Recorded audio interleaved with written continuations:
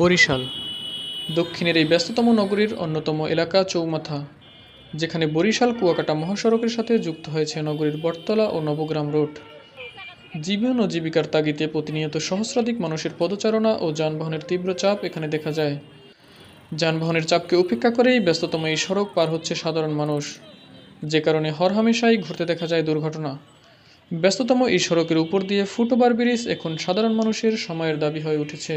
এই জায়গাটা over bridge দিলে ভালো হয় মানুষের যাতায়াত করার লাগিয়ে। মনে করেন মানুষের যাতায়াত করার লাগিয়ে ভালো উপকার হইতে পারে, এবং মনে করেন মানুষ রাস্তা পার্কিং করতে মানে গাড়ি ঘোড়ার ঠেলায় পার্কিং করতে অসুবিধা হয়। বড় উপকার হয়েছে যে মানুষ চলাচলের জন্য ওই যে অ্যাক্সিডেন্টগুলো হয়। এই 2 দিন আগে একটা রাত্রি 12টার সময় একটা অ্যাক্সিডেন্ট হয়েছে। একবার মানুষজন চলাচলে খুব বিঘ্ন ঘটে, আর সবসময় জাম বাঁধিয়ে খায়।